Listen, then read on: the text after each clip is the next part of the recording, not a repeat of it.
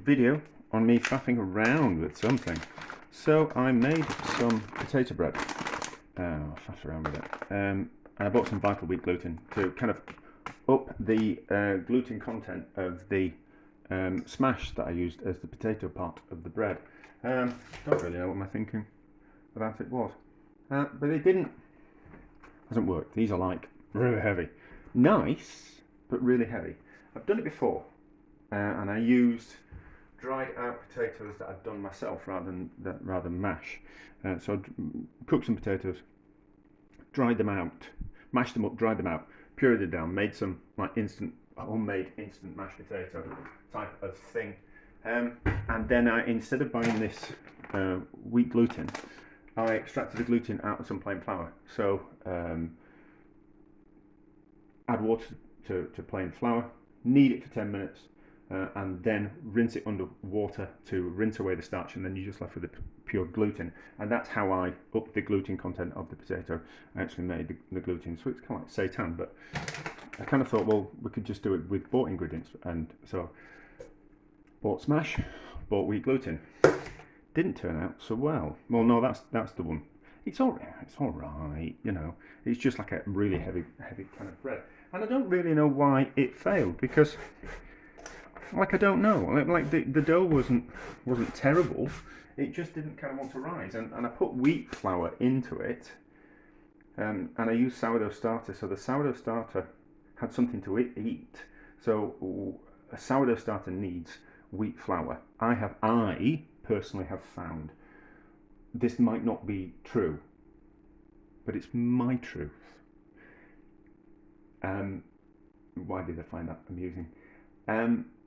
I found that a sourdough starter needs wheat flour to eat, to kind of to kind of replicate itself. You can't use another type of flour, so I used some gluten-free flour, and the sourdough starter just died because it couldn't feed on the flours that the gluten-free flour had been made of. So I deduced from that we need to use a wheat flour to feed. Something's dripping in the kitchen. Oh, I know what it is. It needs a wheat flour. So I put some wheat flour in as well. And I don't really know why they didn't work. But for the sake of interest of my own, I've got some smash left over. So I'm going to use that up. And I've got some oat flour as well. So these two things do not have much gluten in them at all. So I'm kind of going to just use those as the base. I'm not going to use any wheat flour, strong bread flour in it, and I'm not going to use any sourdough starter, and I'm going to use some dried yeast to just kind of see if this kind of works.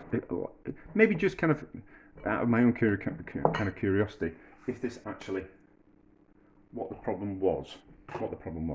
So there is 440 grams worth of a mixture of oat flour and the smash in there, and there's a little bit of my dried potato in there as well, and then we've got 80 grams worth of the wheat gluten. I think that'll be the right kind of ratio of wheat gluten to turn that into the gluten content of a bread flour. So my thoughts on this are, if there is about 12 grams of protein per 100 grams worth of wheat flour, then that's the kind of ratio of like a 12% is the ratio of wheat gluten that we need to put into non-gluten flours. Yes, so 440 grams worth of non-gluten flour equals to 80 grams. Have I measured out wrong? Have I measured out wrong there? What should this weigh? I think it was 80. Why did I think it was 80? I need to do some calculations. 60 grams. So 60 grams of the wheat gluten, and then we need some salt in there as well. So some salt.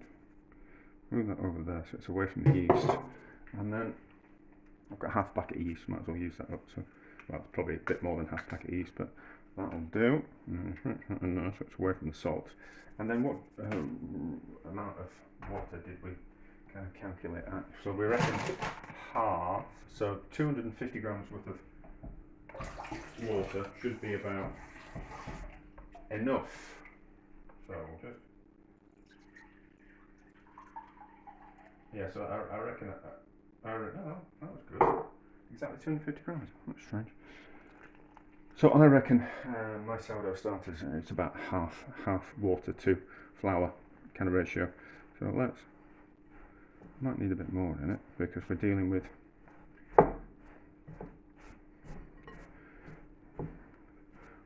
things that aren't bread flour, so it might need more liquid in. Yes, I think it'll need more liquid in. Yeah, it needs more liquid than that. So will the normal yeast, the fast-acting yeast, I don't think fast-acting yeast kind of works on sugar rather than a sourdough starter, which works on heating either the starch or the gluten in wheat flour. So like akin to, it's like putting baking powder in something. So baking powder's got like a bit of a life to it, and once it's used itself up,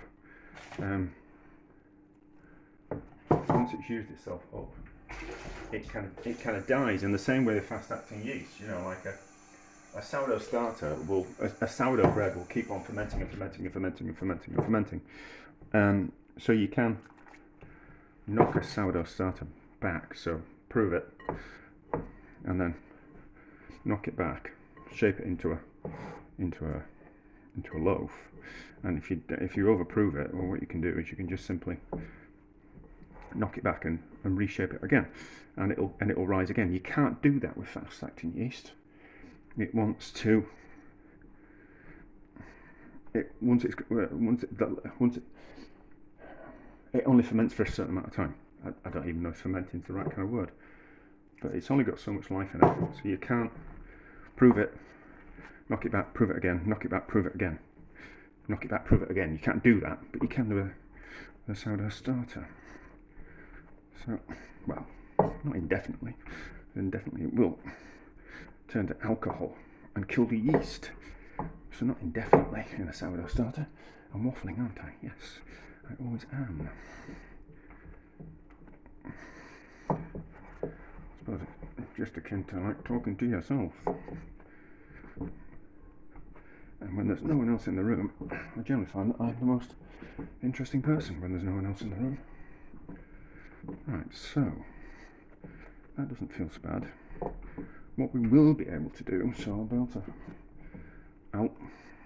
weigh this dough, and then we'll be able to work out how much liquid's in it. So we know how much 500 grams worth of flour in total. So yeah, so we've almost kind of gone to like 500 grams worth of water in there.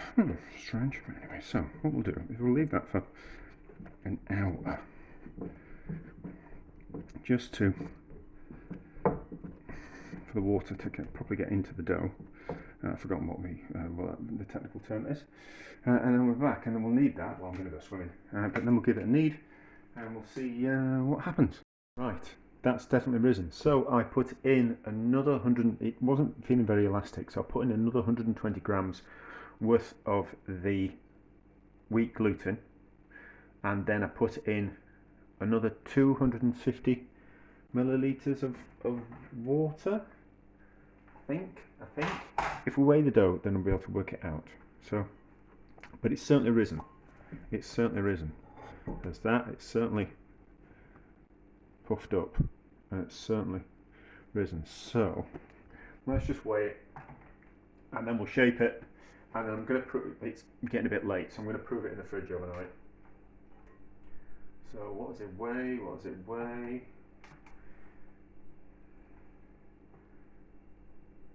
It now weighs 1,340 grams. So I'll be able to work out what it is. But that's certainly risen, and it's certainly stretchy. Let's certainly knock the air out of it. So roughly in half. I think it's overly glutened, is this, but we'll cross that bridge when we get to it. So proving baskets really should pull, shouldn't they? Need a bit of flour in those, and then we'll shape it. We'll prove it overnight in the fridge, because I don't want to be baking bread at 1:30 in the morning when I'm up and at yoga in the morning. Well, it's not an early yoga class, but I like to be up earlier and have something to eat before I go to yoga. We're not supposed to have anything to eat before we go to yoga. The teacher says that, you know, you're supposed to do it on an empty stomach, so you can see that we're certainly puffed up a lot from the size of that. But I can't do it. I can't get up at 7 o'clock and then wait 2.5 hours before I go to yoga at 9:30 and then have, I'm talking about yoga now, and then like have an hour and a half yoga class, and then half an hour before I get home, when it's like coming up to like 11:30 by the time I've had something to eat. I'm absolutely ravenous, so I tend to get up early, have a bite to eat, and then go to yoga. So my stomach's not full, but it's not empty either. The yoga class does not need to see me hungry. So, shaping the dough, what we're doing is we're pinching the bottom of the dough like that. And what that does is it brings tension into the dough, so the top of the dough gets pushed down around the outside like that. And that's what gives us that nice spring in the dough. So when we slice it, it bakes and it splits open on the top. So it's tension, but it's also the water content of the dough. So if a dough's too wet, you don't get that spring. Also, you don't want it too dry either. So pinch on the bottom, into the proving basket. It feels quite warm, so hopefully the fridge, we'll put it underneath the fan in the fridge, and it'll slow the proving process down. That on top of there, we'll do the same with the other one, but the fast acting yeast has certainly worked. The only problem with fast acting yeast is your bread doesn't taste, it's not as nice. Bread made with fast acting yeast as opposed to a sourdough starter. Get a much better flavour from sourdough starter. There are ways around it, but anyway, that's not really about this, is it? So, in the fridge overnight, we'll see what it's like in the morning. Right, doubled in size. Let's see how we go. Well, more than doubled in size.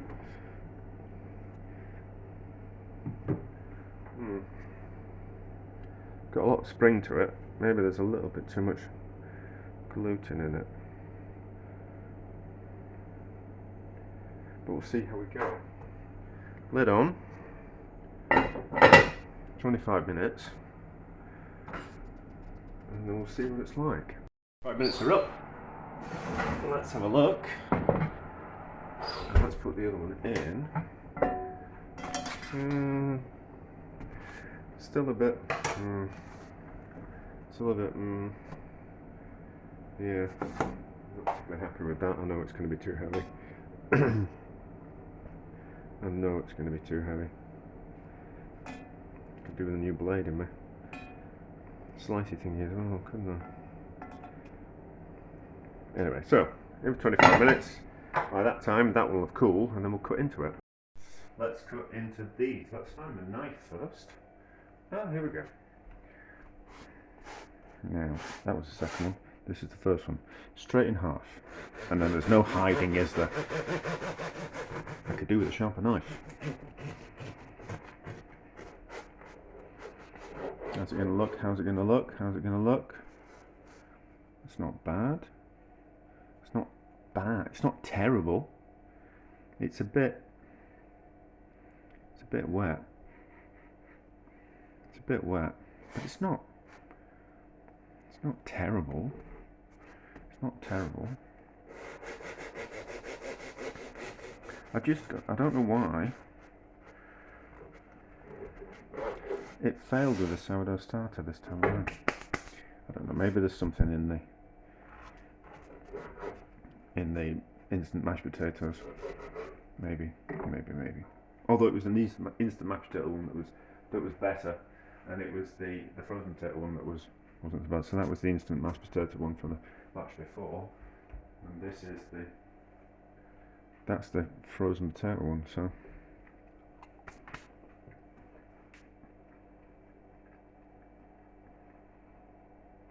all right, well, you'd just think it was a bad bit of bread rather than something that was made out of instant mashed potatoes and a bit of oat flour. But anyway, so there it is. Room for improvement. But we know we can take something like mashed potato and add some wheat gluten to it and a bit of fast acting yeast, and we can make a bread out of it. It's not a gluten free bread, but it's a wheat starch free bread. I don't know if people are allergic to that, but anyway, it kind of opens up the possibilities of what you can make bread with if you're going to use wheat gluten. But anyway, so it's kind of interesting, and it's food for thought, isn't it? And if we don't try something out, we never know. And if we can't find something online to tell us, maybe ChatGPT would be able to tell us. But anyway, so kind of a success, and opens the doorway to other possibilities. So from that point of view, like a success, if not just a little bit